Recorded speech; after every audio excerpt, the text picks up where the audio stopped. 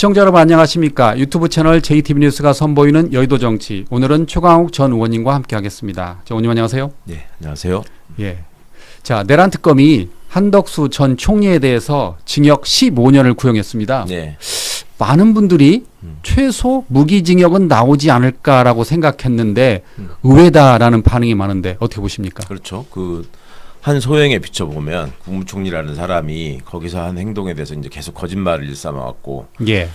최근에 법정에서 나오는 여러 장면이나 딴 사람들의 증언이나 또 당시 상황을 녹화해놓은 CCTV를 보면 굉장히 적극적으로 움직인 모습들이 보이잖아요. 근데도 불구하고 무슨 뭐 만류를 했다느니 아무리 무슨 100번을 생각해도 기억이 안 난다느니 예. 이런 이제 말도 안 되는 거짓말들을 계속해서 좀 마음이 상하신 분들이 많은데, 일단은 특검 입장은 그건 것 같아요. 이게 특검은 원래 내란 우두머리 방조 혐의로 기소를 했잖아요. 예. 그러니까 내란 우두머리 방조로 기소를 해놓으니까 방조의 경우에 이 주범의 한 반 정도를 구형을 하거든요. 예. 그러니까 주범을 한 30년 정도, 그러니까 20년이 넘는 그 유기징역의 상한을 넘어서는 30년을 전제로 해서 한 15년 정도 구형하면 되지 않을까 생각을 한 것 같아요. 근데 예. 아시는 것처럼 재판부가 재판 공판 진행 과정에서 공소장을 변경해라, 내란 주요 임무 종사까지 포함시켜라 이래가지고 공소장이 추가로 지금 변경이 돼 있는 상태란 말입니다. 이걸 네. 선택적 병합이라고 하거든요.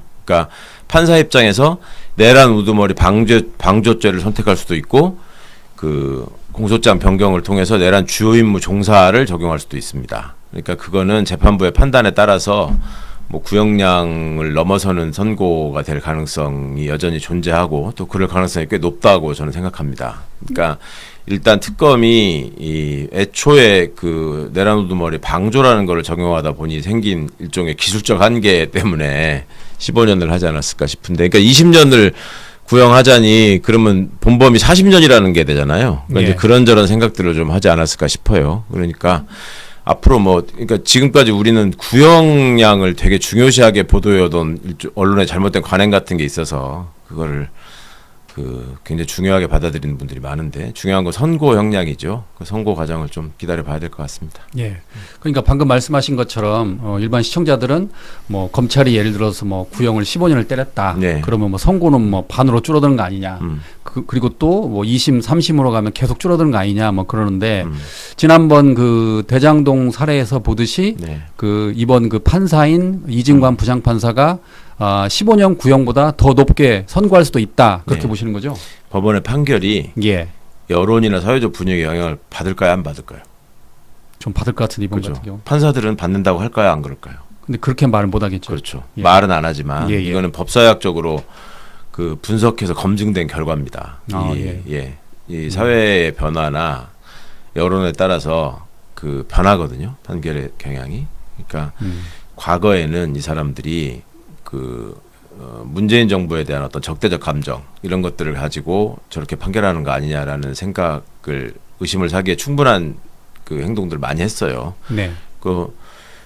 최근에도 그런 말씀 하시던데 패스트트랙 관련해서 사람 감금하고 뭐 폭행하고 여러 가지 했던 사람들이 다 의원직을 유지하는 형을 선고를 받았지 않습니까, 결과적으로. 예. 그러니까 난데없이 또 제가 소환되던데, 저는 날짜 시간 정확하게 안 맞는다고 의원직 상실시켜 놓고 거기서 빠루 들고 설치면서 무슨 국회의원을 감금하고 했던 사람들은 왜 그렇게 되는 거냐라는 말씀을 하시던데, 어쩔 수 없는 어떤 한계라는 게 있죠. 근데 이번 건은 내란이라는 엄중한 상황에서 이 국민들이 다 보고 느끼신 게 있기 때문에 그거를 완전히 무시하면서 거기 도전하는 선고를 하는 판사는 선고를 하기에는 쉽지 않을 겁니다. 그러니까 예. 이번 일에도 많은 분들이 이진관 판사의 단호한 어떤 재판 진행에 대해서 많이들 통쾌했다고 할까? 뭐 그런 점이 있었는데, 지금 내란 사범들 중에 제일 처음 선고가 되는 사람이잖아요. 네. 그러니까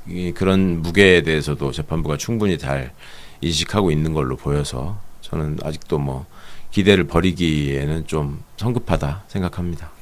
그러면 구형 보통 한두 달 내에 1심 선고가 나오는 거죠? 그러니까 이제 1월 달에 선고가 나오겠죠. 예. 잘 아시는 것처럼 그러니까 지난 8월인가요? 그 특검이 한덕수 전 총리를 그 내란 우두머리 방조 혐의로 이제 불구속 기소를 했고, 예.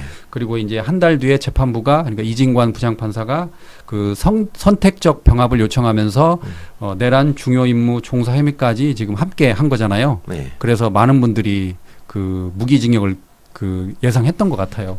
그것 때문에. 그렇죠. 이제 그 법감정으로서야 이게 뭐 사형을 구형해도 아깝지 않을 사람인데 예.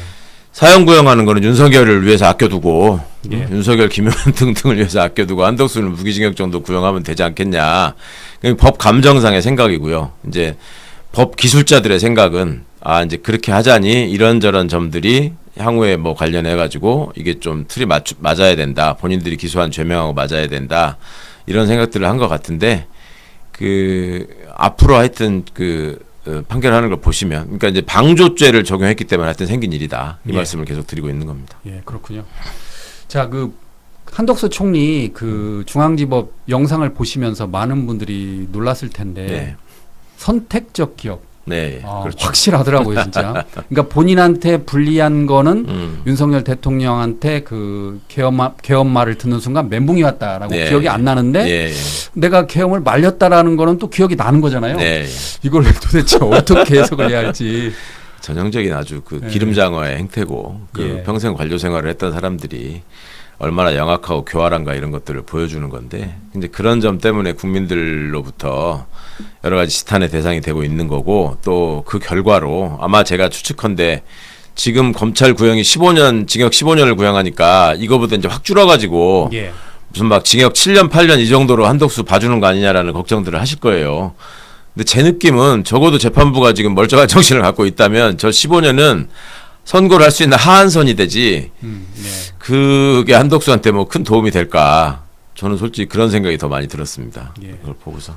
제가 다시 한번 말씀드리지만 제가 한덕수 총리를 이해하기 힘들었던 게 그 이상민 전 장관과의 그 CCTV를 보여주는데 한 그렇죠. 16분 동안 이야기했다는 거예요. 그렇죠. 한참을 진지하게 한참을 얘기하잖아요. 이야기했는데 어떤 말을 했는지 100번을 생각해도 네. 한 번도 아니고 100번을 생각해도 기억이 안 난다라고 말했어요. 그게 이제 잔머리죠. 그러니까 그게 무슨 말이냐면 본인이 그냥 부정하기에 지금 너무 이게 시간이 길잖아요. 예. 그리고 화면 자체를 보면 굉장히 차분하게 종이 넘겨가면서 이상민이가 일어나게까지 하면서 종이 짚어가면서 설명하고 막 그러잖아요. 예. 그러니까 그거를 부정하려니 그냥 기억이 안 난다라고 하면 안 믿어줄 것 같거든. 그러니까 이제 잔머리를 쓰면서 매를 버는 게 100번을 생각해도 기억이 안 난다. 진짜 기억이 안 난다. 내가 멘붕이었다. 이런 식으로 이제 변명을 하는 건데 아니 그 말을 누가 믿습니까? 저기 이렇게 매를 버는 거예요. 차라리 저때 그냥 저도 이제 이상민이 실세고 대통령으로부터 이런 지시를 받았다고 하니까 이런 어떤 얘기를 했는지 내가 들어보고 반대하려고 했다라고 차라리 거짓말을 지어냈으면 예. 듣는 사람이 이렇게 화가 나진 않을 거예요. 예. 하여튼 참 뻔뻔하고 나쁜 사람이다라는 것만 더 가중된 것 같습니다. 그러면 이런 경우 괘씸죄가 적용되나요? 어떤가요? 그렇죠. 이제 예. 만약에 제가 재판받는데 그랬다고 했으면 어떨까요? 그걸 생각해 보시면 의원님한테는 중형을 때렸겠죠. 저는 당연히 사형 선고했을 것 같은데. 정말 아직도 멀었습니다. 예, 정말. 참 진짜 갈 길이 멉니다 우리가. 예. 예. 아니 어떻게 12월 3일이 1년 가까이 되는데 지금 나경원 의원도 지금 그 뭐죠 내란 1년이 돼서 이렇게 사과는 했다고 그러는데 형식적 사과했다고 말이 나오던데. 사과를 했어요, 나경원이? 예, 뭐 언제? 기사에 좀 나오더라고요. 오늘 보니까. 예. 근데 뭐 진심이 어리지 않았다 뭐 그런 말도 나오던데. 그리고 또 국민의힘은 자꾸 지금 뭐죠 TK 쪽을 돌면서 내란 관련 이야기하는데 이거 정말 그러니까 이 사람들은 지금 예를 들어서 왜 그 당원하고 국민의회 그 저기 투표 비율 이런 거 가지고 왜 시끄럽잖아요. 7대3. 7대3으로 들린다. 밀린다. 지금 저기서 지금 우리 방송 중에 지난주도 그렇고 이번에도 그렇고 저렇게 악 쓰고 지금 성조기 들고 시위하는 분들 또 있는데 예. 저분들 지금 뭐라고 외치는 줄 아세요? 장동혁 삭발 단식하고 세게 싸우라는 거예요. 이재명 독재 정권에 예. 저항해서. 그러니까 저렇게 시대착오적인 얘기를 하고 있고 그다음에 저런 그리고 또 일부 이제 극우 채널이나 이런 사람들을 보면은 장동혁을 지켜야 된다. 예. 이런 얘기 한단 말이죠. 예. 장동혁 같은 사람이 무명의 정치인이 대표가 될 수 있었던 거는 저 아스팔트 극우들의 지지를 받아가지고 된 거고 저 당의 당원들의 반 이상이 지금 이미 저런 아스팔트 극우들에 의해서 장악이 됐다라는 게 여러 과정에서 지금 드러났습니다. 그러니까 예. 저 국힘이 진심으로 내란을 반성하고 사과하고 국민들께 용서를 구하는 모습을 보기는 앞으로도 영원히 힘들 것이다. 예. 그리고 저게 결국 선거에서 여러 번의 심판을 받고 그냥 망하는 길로 가지 않는 이상 저건 해결되지 않을 것이다. 저는 그렇게 생각합니다. 예, 그렇군요. 자, 다음에는 그 내란 전담 재판부에 대해서 이야기해 보도록 하겠습니다. 김병기 원내대표가 내란 재판부는 당연히 설치하겠다. 국민의 명령이다라고 말했습니다. 예. 그러면서 이제 사법개혁을 들고 나왔는데 내란 전담 재판부를 연내에 설치하고 그다음에 대법관을 현재 14명에서 26명으로 늘리고 그다음에 우리가 알고 있는 사심제조 사심제도 한번 해보고 뭐 그러는데 이게 지금 내란 전담 재판부가 나온 것도 실은 그 한덕수 전 총리 때문에 시발이 된 겁니다. 당시에 이제 구속영장이 기각이 기각되고, 되니까 예. 내란 전담 재판부가 이제 언급이 됐고 그 당시 법원 행정처는 사법부의 독립을 침해한다라고 반발을 했잖아요. 네. 그래서 잠시 사그라들었다가 최근에 다시 이제 그 지규현 부장판사의 그런 그 재판 내용 등이 나오면서 도대체 뭐 하느냐라고 하면서 내란 전담 재판부를 만들겠다라는 거잖아요. 어떻게 보십니까?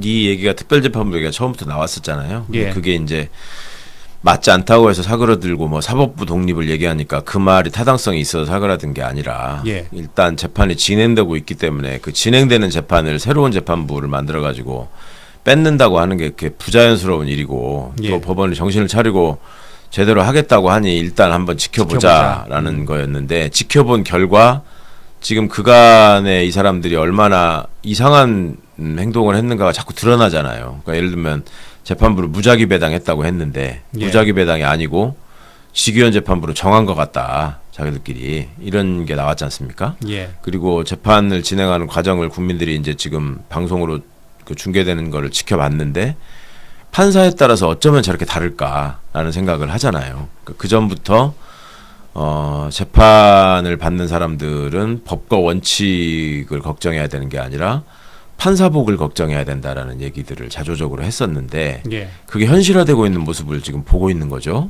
그리고 이대로 놔둬서는 저것들이 큰 일을 저지를지도 모르겠다라는 걱정이 상당히 지금 커지고 있는 것 같아요. 예. 그러니까 오늘 앞서 말씀드린 한덕수 구형 문제에 대해서도 많이들 걱정을 하실 수밖에 없고 제가 또 그래도 그렇게 못할 것이다라고 얘기하는 거가 되면은 또 이제 저를 나무라시는 또 댓글이 달리고 할 텐데 왜 그렇게 불안해졌는가? 사법 불신이 지금 굉장히 심각하고 그것이 보통의 방식으로 지금 해소될 수 없는 상황까지 와 있거든요. 자기들은 끼리끼리 그 울타리 안에서 그냥 만족하면서 하는지 모르겠으나 지금 어쨌거나 법치주의 한 축인 사법 신뢰가 완전히 무너져 있는 상황이라서 사실은 사법부가 나서서 신뢰 회복을 위해서 저희가 특별재판부를 구성해서 하겠습니다라고 해도 모자랄 판인데 저렇게 어거지를 쓰고 있는 게 이제 문제고 또 하나 이제 꼭 그 오해하지 않으셨으면 좋겠는데 이거는 일부 언론과 이제 국힘이 합작해서 퍼뜨리는 그 가짜 뉴스가 있어요. 특별재판부를 만들면 특별검사가 이제 검사 중에 특별검사를 시키는 게 아니잖아. 외부의 사람들을 하잖아요. 그러니까 그런 것처럼 특별한 이름이 들어가니까 특별재판부를 완전히 바깥에 있는 사람들을 재판부를 구성해가지고 그러니까 그 본때를 보여주겠다 뭐 이런 식으로 이제 선전을 하더라고요. 근데 그게 아니고 법원에 있는 구성원 판사들 중에서 괜찮은 사람을 여러 사람이 참여하는 가운데 투명하고 공정하게 선정해서 거기다가 재판을 맡기자. 당신들 끼리끼리 짬짬이 하는 건 더 이상 못 봐주겠다. 이런 차원에서 얘기된 거라서 대통령이 지난 그 취임 100일 기자회견인가에서 명확하게 정리를 하셨잖아요. 그렇죠. 이게 왜 위헌이냐. 위헌이 아니다 그랬죠. 사법부라고 하는 거는 자기들 마음대로 재판하는 게 아니라 국민의 대표자들이 정해준 틀 안에서 국민의 대표자들이 정해준 법을 가지고 판단을 하는 데다. 그러면 그 법을 만드는 것 자체가 외부에 있는 사람을 데려다가 지금 법관 아닌 사람을 시킨다는 게 아닌데 이게 어느 대목이 위헌이냐. 예. 이렇게 지적한 거에 대해서 조선일보조차도 찍소리 못했단 말이에요. 근데 그거를 사법부 독립을 내세워가지고 지금 한다고 하는 게 아니 그러면 그동안에 대법관 임명할 때 대법관 추천위원회 외부 인사 다 들어가거든요. 그리고 국회에서 청문회 한 다음에 표결까지 하잖아요. 그거는 왜 사법부 독립 침해라고 주장하지 않습니까?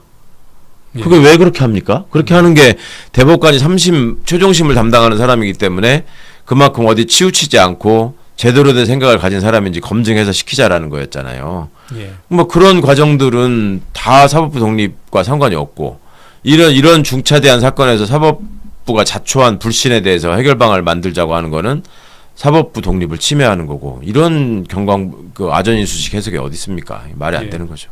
그 방금 말씀하신 것처럼 그 이재명 대통령은 취임 그 100일 기자회견 때 그 최고 권력은 국민 주권이다라고 예. 말을 하셨고 그리고 이제 그 선출 권력이 직접 선출 권력, 간접 선출 권력이 있는데 네. 직접 선출 권력은 입법부다. 네. 그리고 간접 선출 권력은 사법부인데 네, 그런 말이고. 입법부가 네. 사법부의 이제 그 위 개념이다라고 말했죠. 그때. 선출 권력이 네. 예, 직접 선출 권력이 그렇죠. 간접 선출 권력의 작동 방식이나 권한을 위임하는 거다 이 말을 한 거죠. 그거는 헌법 교과서의 그냥 기본이에요. 근데 그거를 가지고 뭔가 다른 시비를 붙을 여지가 없는 거죠. 그런데 판검사들은 그렇게 그 생각을 안 하잖아요. 특히 판사들은. 그러니까 그러니까 자기들이 이제 예, 왜 그렇게 입법부가- 생각하냐면 예. 우리 시민들이 그동안에 이 법조인들을 너무 높게 보고 신성시하는 경향이 있었어요. 예. 그렇잖아요. 솔직히 말해서 뭐 그랬죠. 고시 붙은 사람들이고 뭐 똑똑한 사람들이고 그러니까 나보다는 더 공정할 거고 더 정의로울 거고 더 현명할 거고 이런 기대를 했는데 그렇지 않다라는 거를 지금 윤석열이 덕분에 너무 많이 보고 계시잖아요. 지금 뭐 최상목이네 한덕수네 이상민이네 무슨 저 박성재네 그 사람들이 지금 학벌이 부족합니까? 뭐 고시 합격을 안 했습니까? 뭐 그런 점들을 다 보셨기 때문에 지금 과거처럼 그렇게 바라보지 않는단 말이에요. 근데 사법 구성원들은 여전히 선민의식에 빠져 있고 우리는 당신들과 다른 별도의 세상에서 당신들을 심판할 뿐이지 당신들의 손가락질을 받아가면서 거기에 일일이 응대할 만큼 그렇게 한가하거나 천한 사람이 아니다. 이런 식의 잘못된 생각을 갖고 있는 거죠. 그러니까 저런 모습을 보이는 거고 이게 세상이 변화하는 거를 모르고 거기에 어긋나는 행동을 하게 되면 이제 몰락하는 수밖에 없는 거예요. 예. 정신 차려야 됩니다. 예. 이번 그 사법개혁에는 그 법원 행정처를 폐쇄하겠다 그런 내용도 나와 있습니다. 그래서 사법행정위원회를 둬서 그 법원 외부 인사들이 이 사법행정위원회에서 법관의 인사를 의결하겠다 뭐 그런 내용이라는데 법원 행정처 폐지에 대해서 당연히 지금 대법원은 반발하고 있어요. 법원 행정처라고 하는 게 저렇게 판사들이 다 주도해서 판사들이 다 좌지우지하는 거는 우리나라의 거의 특별한 제도거든요. 예. 그러니까 세계적으로 선진국에서 이런 식으로 하는 데가 없습니다. 그러니까 이제 비유해서 예전에 제가 그런 말씀을 많이 드렸는데 법원 행정처라는 거는 학교로 따지면 행정실에 행정실 옛날에 서무실이라고 했던 예. 아시겠죠? 예. 그러면 학교에서 행정실을 교사들이 다 합니까? 아니잖아요. 전혀 행정실에 교사 한 분도 없어요. 행정직이 따로 있죠. 그렇죠. 예. 왜 그러겠어요? 지원 개념? 네. 지원 개념이고 그 교육 여건이 잘 될 수 있도록 보조하고 지원하고 책임지는 기능을 하는 거예요. 행정 분야 행정실이 독자의 전문성을 가지고 그러면서 어찌 보면은 상호 견제하는 기능이 또 되는 거죠. 그런데 지금 법원은 그렇게 하지 않았단 말입니다. 그리고 법원 행정처라는 게 만들어진 게 애초에 시작은 법원을 통제하기 위해서 만들어진 거였어요. 그러니까 예. 법원 행정처가 조직 체계를 갖추고 실질적으로 작동한 게 박정희가 쿠데타한 직후였거든요.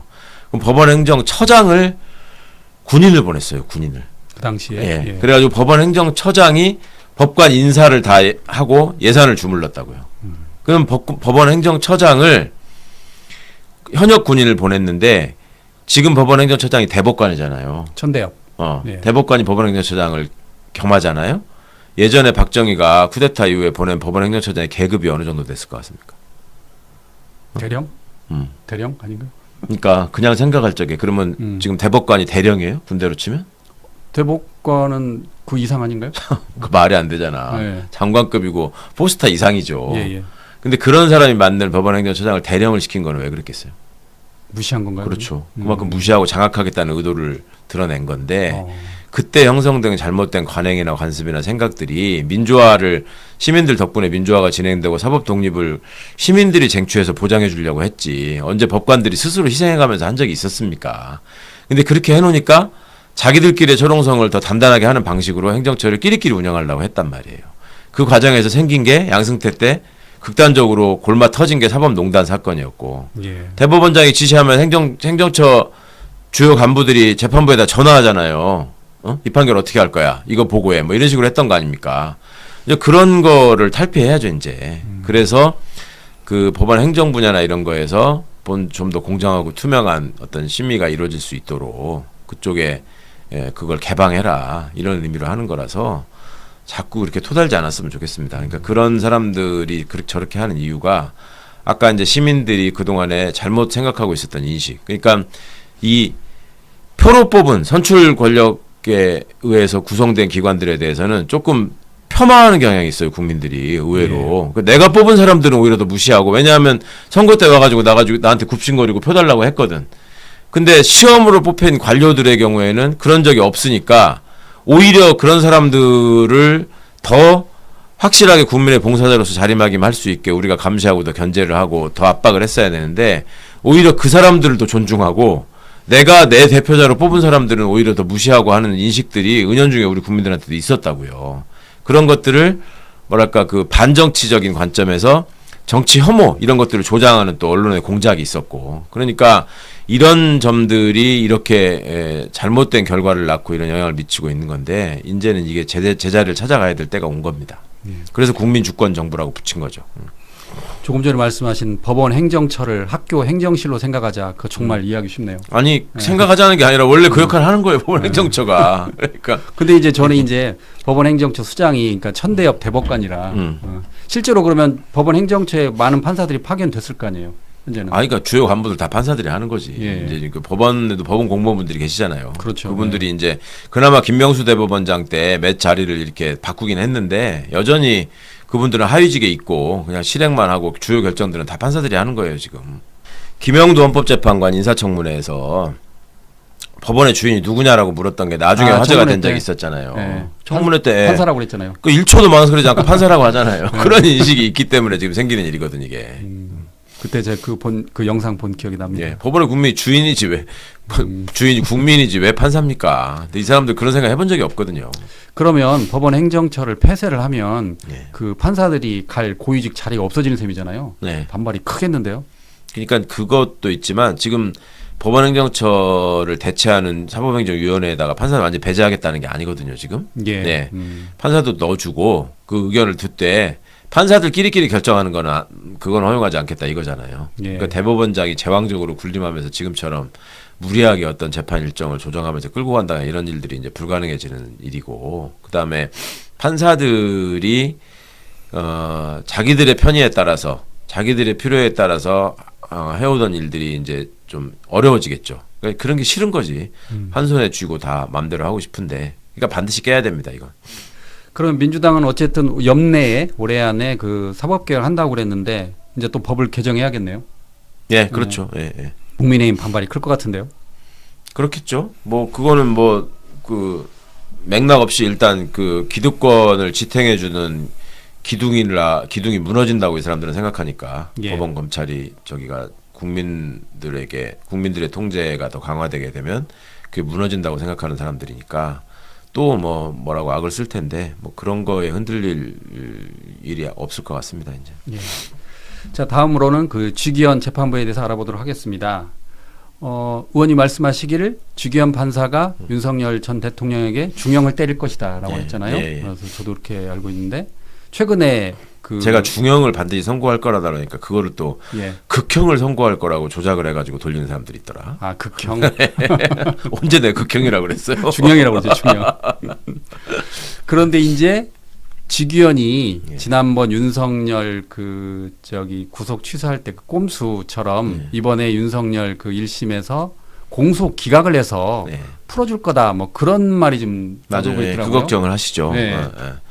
그 걱정을 하시는 이유가 쥐기현이가 애초에 구속 취소를 할 적에 그 날짜 계산, 시간 계산 이것만 지금 많이 유명해졌지만 그 내용에다가 그 수사권이 있는지 이 부분을 뭐 살펴봐야 된다. 상급심의 판단을 받아봐야 된다. 이런 식의 얘기를 깔아놓은 게 있었어요. 예. 그러니까 이 법원이 어떤 부정한 권력을 좀 유리하게 보호해주고자 본인들 손에 큰 흠을 남기지 않고 털어내는 방식이 절차의 흠결을 문제 삼는 거거든요. 대표적인 예가 윤석열이 징계처분 취소 소송에서 그 2심 판사가 그때 이제 한동훈 법무부에서 패소할 결심을 해가지고 뭐 승소한 변호사들도 다 바꾸고 제대로 증거도 안 내고 해가지고 하여튼 그런 걸 분위기를 만들어 가지 않았습니까? 예. 근데 실제로 들어가게 되면 윤석열을 징계를 안 할 도리가 없거든 이게 나쁜 짓을 워낙 많이 해서 그러니까 그때도 징계위원회 구성이 잘못됐다 어떤 식으로 해서 이제 절차에 흠결이 있다 해서 각하를 시켰었거든요. 예. 이제 그 수법을 또 하려고 하는 거 아니냐라는 걱정들을 하시는 거예요. 근데 그러기에는 윤석열이가 법정에서 너무 말을 많이 했고 너무 말을 잘했어. 아주 말을 본인 잘해가지고. 무덤을 본인의 말을 통해서 너무 확실하게 팠었기 때문에 그러기는 어려울 것이다. 그러니까 이제 누차 말씀드리지만 지규현이가 한국 사람이고 한때 저 아스팔트 부부들이 지규현 중국 사람이라고 했는데 지규현 한국 사람이고요. 한국에서 살아야 되고요. 예. 변호사에서 먹고 살아야 됩니다. 이게 이렇게 국민 정서를 완전히 거스르는 이상한 짓은 더 이상 못한다고 저는 생각합니다. 그러니까 제가 방금 말씀드린 것처럼 공소기각이라는 단어를 잘 들여다봐야 될 것 같아요. 예. 그러니까 공소기각을 이제 찾아봤더니 공소 자체의 절차적 흠결 그래서 네. 유무죄를 따지지 않고 공소를 없애는 것 이렇게 나와 있습니다. 예. 그러니까 만약 지규현 판사가 공소기각을 하면 윤석열 전 대통령은 석방이 되는 거잖아요. 그렇죠. 예. 아니 근데 꼭 반드시 석방되는 건 아니에요. 아 그런가요? 다른 사건으로 또 영장이 발부될 거기 다른 때문에 사건이 또 있으니까. 다른 데 기소가 많이 예. 돼 있잖아요. 예. 그러니까 석방되는 건 아닌데 이제 주요한 혐의에 대해서 이렇게 벗어나 버리는 일이 생길까봐 걱정을 하는 건데 뭐 저는 그게 걱정하지 그런데 않습니다. 설령 공소기각을 했다 하더라도 예. 검찰이 항소가 가능하다면서요. 아 당연하죠. 예. 예. 그건 당연히 항소할 수 있는 거고. 그러니까 아직 그 끝난 건 아닙니다. 끝까지 그러니까 가봐야 지규현 됩니다. 본인의 주장에 의하면 법원 판사들한테 그랬다는 거거든요. 왜 그런 이상한 짓을 해가지고 법원 욕먹이느냐라고 얘기할 때 예. 그 지규현 특유의 그 말, 하하, 왜 항고를 안 했대요? 그 지 말로는 항고할 줄 당연히 항고할 줄 알고 상급심의 판단을 먼저 받아가지고 지 부담을 덜고자 했다라는 취지예요, 그게. 예. 그러니까 어떻게 하는지 보시면 알겠지만 제가 자꾸 장담하는 이유가 그 관종기를 채우기 위해서라도 무모한 짓을 하지 않고 오히려 중형을 선고함으로써 스포트라이트를 받는 길을 택할 것이다라고 저는 생각합니다. 어쨌든 그 지규현 부장판사는 공수처가 지금 수사를 해가지고 당초 그 술값 170만 원보다 많은 그 300만 원이 지금 알려졌잖아요. 네. 예, 그러니까 우리가 알기로 대법원에서 술값이 170만 원이 나왔는데 이게 3명이니까 3으로 나누니까 한 60만 원 정도 된다. 그래서 큰 100만 원이 문제가 안 돼서 없다. 처벌 못한다. 이런 했는데 식이겠죠. 지금 공수처에서는 알고 보니까 300만 원이다 지금 나왔잖아요. 네. 좀 떨고 있을 것 같습니다. 예. 그렇겠죠. 근데 뭐 법원 관련자들이 왜 그거를 그렇게 줄이려고 했는지 실제로 발견을 못한 것인지 이 예. 부분도 이제 규명이 돼야 될 게 남았죠. 예. 지켜봐야 될 것 같습니다. 그런데 이제 저희가 이거 방송을 하면서 저도 이제 새롭게 아는 내용이지만 그래봤자 판사는 최고 형량이 정직 1년 미만이잖아요. 징계, 예, 징계가. 예. 예. 그러면 300만 원의 그 술값을 분명히 사용한 게 드러났다 하더라도 뭐 큰 영향은 없을 것 같아요. 아니죠. 그게 넘어가게 되면 네. 이제 형사처벌을 받는 대상이 되니까 예. 공수처가 기소할 수 있죠. 아, 이제 공수처가 그렇게 기소할 되면, 수 있다. 기소해서 처벌을 할 수 있는데 이게 또 재판을 또 판사들이 하기 때문에 이게 또 지네들끼리 제 식구 벌금형 선고하고 그러면은 또 다시 판사하거든요. 예. 그러니까 막 성추행하고 이랬던 판사들이 그대로 다 하고 있다 뭐 이런 말들을 많이 보셨잖아요. 예. 이제 그런 일들이 또 될까봐 지금 걱정하는 건데 이 정도에 돼서 확인되고 기소되고 그러면 이제 관둬야 되는데 징계 받고 물러나는 식으로 뭐 그 공무원 같으면 당연히 파면 사유인데 예. 이게 파면이 안 되니까 음. 형을 통해서 정리해야 되는 그런 문제가 있습니다.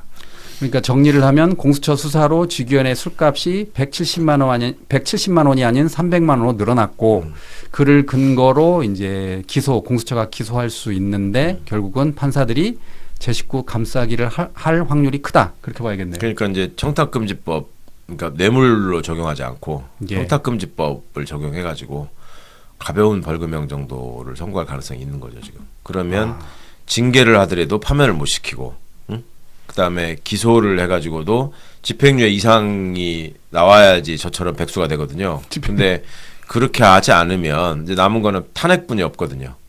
예. 탄핵으로 파면시키는 거 그것까지 생각해야 되는 거죠. 그런데 뭐 벌금형을 때리는 현 상황에서 탄핵을 해줄 가능성은 거의 만무하다 봐야죠. 그러니까 그것도 예. 이제 헌법재판소도 다 판사 출신이기 다 판사 때문에 출신이니까. 예. 그런 한계를 생각하는 건데 결국 국민 주권이 제일 큰 권력이기 때문에 여론의 힘이 좌우하게 될 겁니다. 마지막에. 네.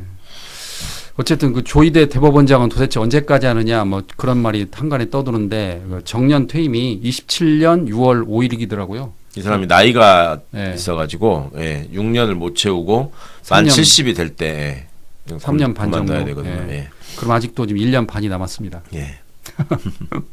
본인이 물러나지 않는 한 방법이 없는 거잖아요. 그렇죠. 예. 본인은 뭐 거취에 연연하지 않겠다라는 식의 얘기를 한대요. 근데 이제 예.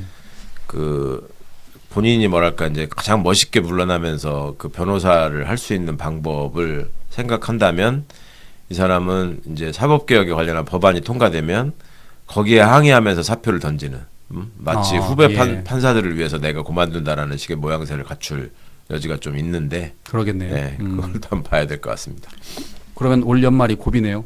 사법개혁을 예, 이렇게 그렇죠. 민주당이 그 이제 과정에서, 밀어붙이면 조희대 대법원장이 어떤 판결을 그런 내릴지 식으로 결단을 뭐 내릴지 하면서 정치적 파장을 불러일으키고 뭔가를 도모할 가능성이 있기 때문에 잘 봐야 될 것 같습니다. 네, 알겠습니다. 자, 다음은 그 김건희 씨와 그 박성재 전 장관 이야기를 해보도록 하겠습니다. 그 아무것도 아니라는 김건희 씨가 알고 봤더니 그 박성재 전 장관을 뒤에서 진두지휘했다라는 지금 의혹이 나왔습니다. 네. 특검이 지금 두 사람의 그 통신 기록을 확보했는데 김건희 씨가 박성재 전 장관에게 내 사건 수사 어떻게 돼 가느냐, 그리고 김혜경, 김정숙 수사는 왜 안 나가느냐, 뭐 그런 말을 했다고 그래요. 네. 정말 황당합니다. 뭐 안 했을 리가 있겠습니까? 뭐 예. 김건희는 저는 당연히 했을 것 같은데 거기에 대응하는 박성재의 그 정성어린 업무 처리 그렇게 예. 신속하게 그렇게 열심히 그렇게 했을 수가 없다라고 보이는 정황들이 지금 너무 많이 나오고 있잖아요. 예. 그러니까 이 자들은 국민을 위해서 근무하는 자들이 아니었다라고 하는 것을 또 한 번 보여주는 거고, 그러니 예. 김건희 입장에서는 자기 마음대로 다 되는데 궁궐 가가지고 다 물건 들고 와야죠. 내가 왕인데 왜 그런 생각 안 하겠습니까? 그리고 아니 참 이게 가십이지만 희한한 건 우리 김건희 씨는 어디하고 열심히 문자 주고받고 계속 전화하는 거 다 남자야 왜? 여성 장관들도 있고 한데 예. 거다가는 왜 안 해? 참 희한한 사람이에요. 그 있잖아요. 이배용 씨는 여자잖아요. 이배용. 그러니까 거기다가는 문자는 문자 안 하잖아. 남겼죠. 현물로 받지. 현물로 받았죠. 네. 현장에서 만나가지고 얘기하고. 그 두 사람 내용을 정리를 하면 네. 24년 5월에 그 이원석 검찰총장, 당시 검찰총장이 그 도이치모터스와 디올백 수사를 지시합니다. 네. 그랬더니 며칠 후에 그 박성재 전 당시 그 법무부 장관이 그 이원석 당시 검찰총장을 패싱을 하고 서울중앙지검 수사팀을 교체해 버려요. 그렇죠. 그러니까 이제 이원석 검찰총장이 그 제 기억으로는 그 출근할 때 한 7초? 7초인가 6초인가 아무 말도 안 해요. 그게 전부입니다. 반항한 게. 네. 그리고 이제 넘어갔잖아요. 그 뒤에 전주지검장이었던 그렇죠. 이창수가 이제 중앙지검장이 됐고 그다음에 우리가 알고 있던 황제조사 네. 핸드폰도 반납하고 네. 검사가 제3의 장소에서 한 뒤에 이제 김건희 씨를 이제 무혐의를 하잖아요. 예. 누구보다 의원님이 열받으셨죠. 믿지 못했어. 참 그렇게 눈에 보이는 뻔한 짓들을 하고도 지금도 저렇게 할 말이 많으니 참 나쁜 사람들입니다, 진짜. 뭐 그것도 결국 항고를 받아들이게 되고 뭐 재수사를 하네 어쩌네 하는 것도 결국 여론의 관심이 모아졌기 때문에 한 일이고, 제가 항고를 제기하고 나서 의외로 법조 기자들한테 연락이 많이 와가지고 뭐 이런저런 취재 요청을 하고 하길래 예. 취재 응해달라는 요청을 하고 하길래 제가 그때 물어봤거든요. 아니 이게 어제 오늘 생긴 일도 아니고 그때는 왜 관심이 없다가 무혐의 하고 나니까 왜 이렇게 관심이 많아진 거냐. 예. 그랬더니 뭐 그때는 뭐 이거를 뭐 잘 몰랐고 어쩌고해서, 아니 모르긴 왜 모르냐. 그 법정에서 계속 재판이 이루어지면서 새로운 사실들이 나오고 있어가지고 뉴스타파가 계속 보도를 한 건데 예. 법조 기자들이 법원 취재하는 사람들이 있는데 왜 그때는 가만히 있고.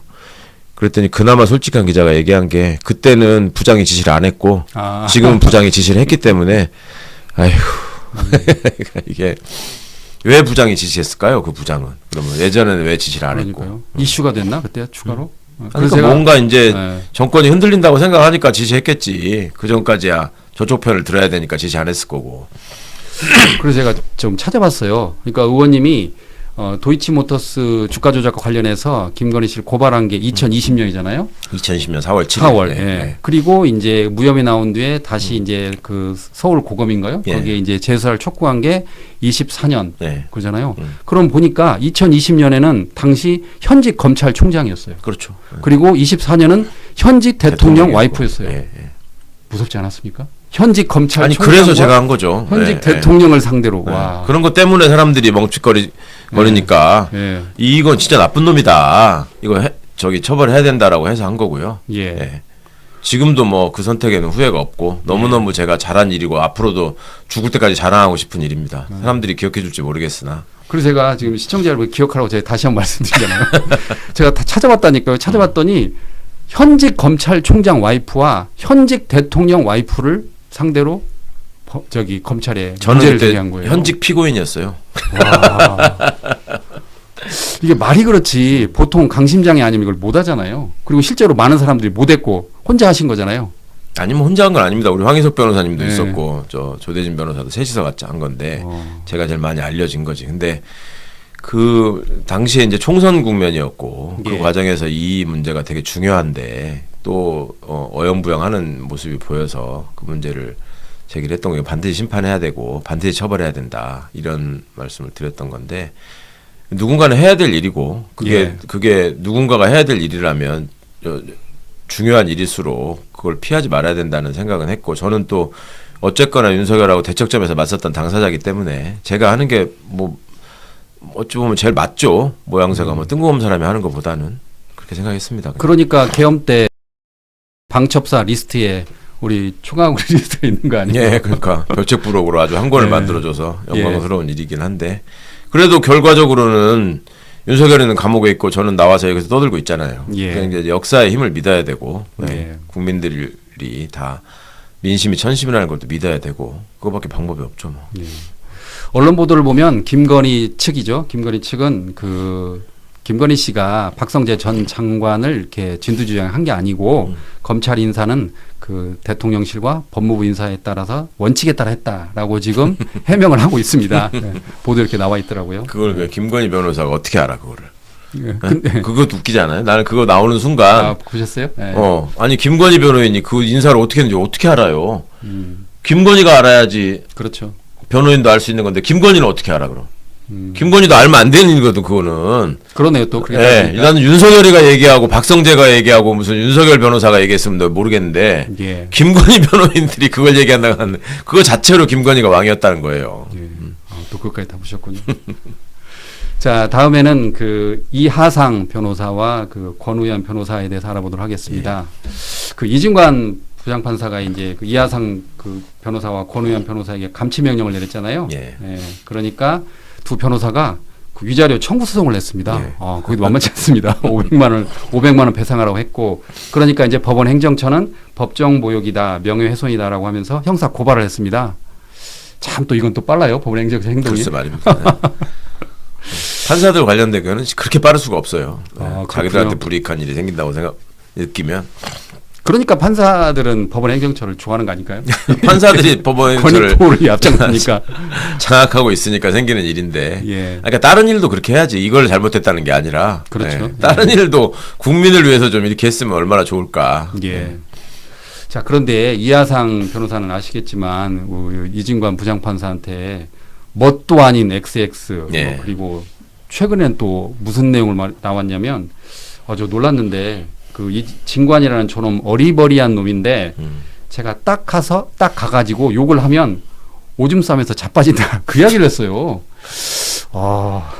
이 사람이 그 검사였단 말이에요. 검사 때는 이명규였단 말이에요, 이름이. 그렇죠. 이명규 검사는 멀쩡한 사람이었다는 증언이 많아요. 저희 윤석열이하고 동기야, 연수원. 사법연수원 23기. 예. 23기 동기인데 이성윤 뭐 이런 사람들하고도 동기고. 근데 이거 23기들이 다 저거 멀쩡한 놈이었는데 왜 저렇게 됐지 근데 그런 사람들이 꽤 있어요. 김진태도 대학 다닐 때는 멀쩡했다고 동기들이 다 그러고요. 네. 저 장동혁도 판사 때는 멀쩡했다고 초반에는 사람들이 다 그러고요. 그러니까 왜 사람들이 성조기 그늘 밑으로만 가면 저렇게 되는지, 일장기 그늘로만 가면 왜 저렇게 되는지, 국힘류로 가면 왜 저렇게 되는지 참 연구 과제입니다, 보면. 그 이하상 변호사는 그날 그 유튜브로 슈퍼챗으로 하루에 400만 원을 벌었다고 합니다. 그렇죠. 그 재미에 지금 그렇게 더 하는 거죠. 그날 1위였다고 그러는데 결국 정치권으로 가려는 뜻이 있나 봐요, 지금. 보기엔. 그렇죠. 계속 자기 정치하는 거죠, 지금. 뭐 피고인한테는 계속 치명적인 불리한 행동들을 하는데 그건 만중에 없는 거고 어차피 김영현은 뭐 사형 아니면 무기징역일 거라고 지들도 생각하는 것 같아요. 제가 볼 때 예. 재판 초반에도 제가 말씀드렸지만 그럴 값에 나나 팔아야 되겠다 해서 뭐 김계리도 그렇고 다 자기 정치 열심히 자기 홍보를 열심히 하는 것 같습니다. 그 바람에 다 알게 됐잖아요. 우리가 이하상 본명이 이명규라는 걸 왜 알아야 돼? 그래서 성공한 거지. 그러니까요. 저도 그 저기 기사를 보니까 이하상 변호사 본명 이명규 그 나왔더라고요. 그리고 권우연 변호사도 있고. 그런데 언제까지 그런 변호사들을 추종하는 세력들이 있다는 게 참 이해가 안 되더라고요. 그러니까 보면. 세상에 병들어 있는 부분이 분명히 있는 건데 이게 또 완전히 뿌리 뽑히기는 어렵습니다. 근데 저런 자들이 저렇게 고개 쳐들고 억지를 쓰는 분위기 자체가 없어지도록 해야 되는데 옛날에 비해서 훨씬 더 퇴보한 거죠. 그런 점에서 보면. 그죠? 군사독재 정권 시절에는 저 따위로 행동하는 사람들은 없었어요. 이 사람들이 얼마나 더 저질이 되고 더 악화됐는가를 보여주는 사례죠. 챗GPT 아니죠. 죄송합니다. 저기 아까 슈퍼챗 400만 원 정말 큰 겁니다. 예, 예. 방송사는요. 시청자들이 슈퍼챗을 잘 안 줍니다. 그리고 개인 채널한테 좀 주거든요. 그런데 하루에 400만 원. 그날 1위였다는 거잖아요. 그렇죠. 와. 그날 한국 일이라는 거죠. 와, 정말 엄청난 겁니다. 그게. 이 400만 원이 제가 유튜브를 해봐서 아는데 정말 큰 돈입니다. 그 슈퍼챗으로. 그런데 이게 압도적 1위라는 게 참 믿겨지지가 않습니다. 그러니까요. 별일이 다 있습니다, 진짜. 예.